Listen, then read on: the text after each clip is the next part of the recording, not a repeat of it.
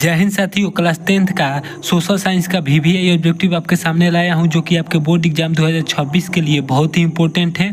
और ये सारे के सारे क्वेश्चन प्रीवियस ईयर हैं, जो कि आपके बोर्ड एग्जाम में बार बार पूछा गया है। तो पहला क्वेश्चन है हम लोगों का, 1871 में कौन सी संधि हुई थी। पूछ रहा है कि 1871 में कौन सी संधि हुई थी। तो फ्रैंकफर्ट की संधि हुई थी। कौन सी संधि हुई थी दोस्तों? फ्रैंकफर्ट की संधि हुई थी। सी राइट आंसर हो जाएगा। और अंत में आप लोगों को बताना है कि आप लोगों का कितना क्वेश्चन सही हुआ है, तो वीडियो में अंत तक बने रहिएगा। अगला क्वेश्चन है हम लोगों का 2 नंबर में, आर्थिक क्रियाओं का क्या उद्देश्य है। पूछ रहा है कि आर्थिक क्रियाओं का क्या उद्देश्य है दोस्तों। तो आर्थिक क्रियाओं का मुख्य उद्देश्य जीविकोपार्जन है। क्या है? जीविकोपार्जन है। आर्थिक क्रियाओं का मुख्य उद्देश्य क्या है? जीविकोपार्जन। अगला क्वेश्चन है हम लोगों का 3 नंबर में, बिहार में प्रायः कैसी मिट्टी पाई जाती है। पूछ रहा है कि बिहार में प्रायः कैसी मिट्टी पाई जाती है दोस्तों। तो जलोढ़ मिट्टी पाई जाती है। कैसी मिट्टी पाई जाती है? जलोढ़ मिट्टी पाई जाती है। और आप लोगों से क्वेश्चन पूछ रहा हूँ कि उड़ीसा में कैसी मिट्टी पाई जाती है। उड़ीसा में कैसी मिट्टी पाई जाती है। अगर आप लोगों को मालूम है तो कमेंट में ज़रूर बताइएगा, और नहीं मालूम है तो कमेंट कीजिएगा कि भैया बता दीजिए कि उड़ीसा में कौन सी मिट्टी पाई जाती है, तो मैं कमेंट में पिन कर दूंगा। अगला क्वेश्चन है हम लोगों का 4 नंबर में, निम्न में से कौन रोपड़ फसल नहीं है। पूछ रहा है कि निम्न में से कौन रोपड़ फसल नहीं है दोस्तों। तो रबड़ ऊपर फसल नहीं है, और ये बाकी 3 रोपड़ फसल है।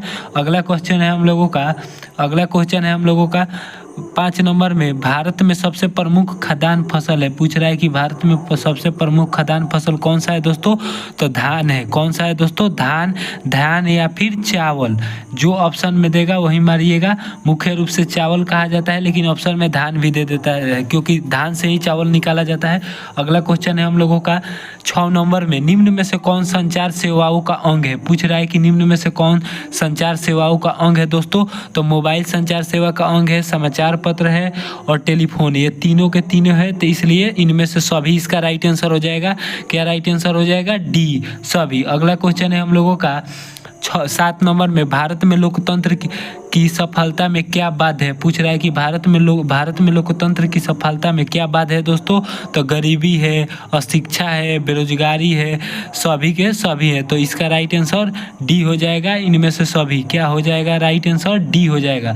अगला क्वेश्चन है हम लोगों का 8 नंबर में, वैश्वीकरण का क्या अर्थ है। पूछ रहा है दोस्तों कि वैश्वीकरण का क्या अर्थ है दोस्तों। तो वैश्वीकरण का मुख्य अर्थ है विश्व अर्थव्यवस्था से समय। विश्व अर्थव्यवस्था से समय यानी कि जोड़ना। अगला क्वेश्चन है हम लोगों का 9 नंबर में, बिहार राज्य है। पूछ रहा है दोस्तों कि बिहार राज्य क्या है दोस्तों। तो बिहार राज्य का क्या है? कृषि प्रधान है। क्या है?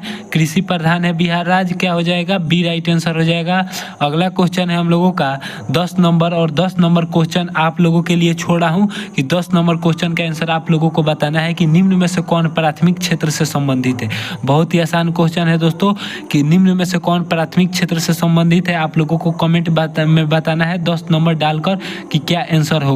अगला क्वेश्चन है हम लोगों का 11 नंबर में, भारतीय जनता पार्टी के प्रथम अध्यक्ष कौन थे। पूछ रहा है कि भारतीय जनता पार्टी के प्रथम अध्यक्ष कौन थे दोस्तों। तो भारतीय जनता पार्टी के प्रथम अध्यक्ष अटल बिहारी वाजपेयी थे। कौन थे दोस्तों?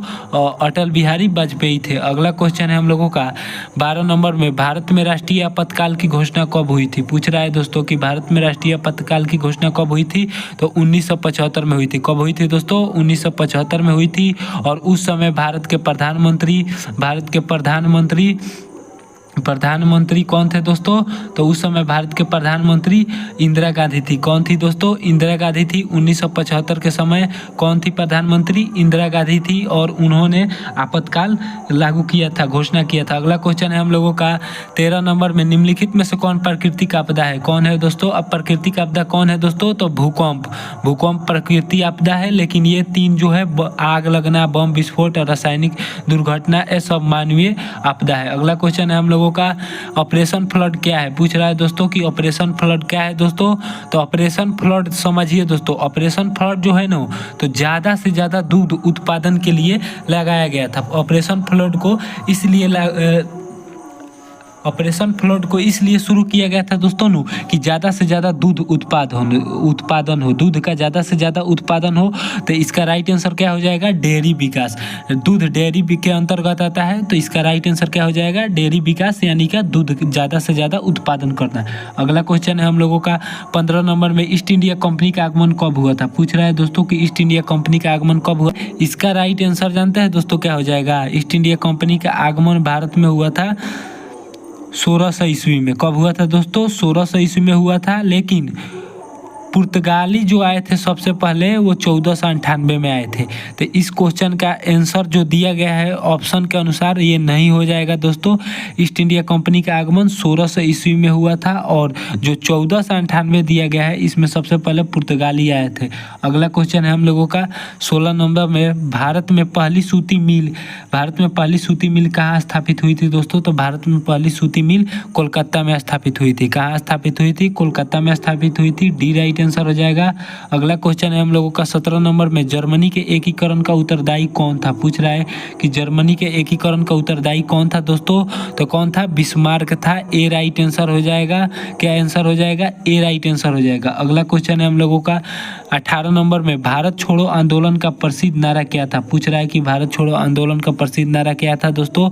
तो करो या मरो, उसमें 2 नारे दिए गए थे, अंग्रेज भारत छोड़ो और करो या मरो, यही 2 नारा था। तो ये राइट आंसर हो जाएगा 18 का। अगला क्वेश्चन है हम लोगों का 19 नंबर में, गंडक परियोजना कहाँ है दोस्तों? पूछ रहा है कि गंडक परियोजना कहाँ है? तो गंडक परियोजना वाल्मीकि नगर में है, जो कि उत्तर प्रदेश में पड़ता है। अगला क्वेश्चन है हम लोगों का 20 नंबर में, निम्न में से किस राज्य में वन का फैलाव अधिक है? पूछ रहा है कि निम्न में से किस राज्य में वन का फैलाव अधिक है दोस्तों? तो मध्य प्रदेश में वन का फैलाव अधिक है। 20 क्वेश्चन में से आप लोगों का कितना क्वेश्चन सही हुआ है कमेंट में जरूर बताइएगा, और जो क्वेश्चन आप लोगों से पूछा गया है उस क्वेश्चन का आंसर कमेंट में बताना है। मिलते हैं अगले वीडियो में दोस्तों। जय हिंद।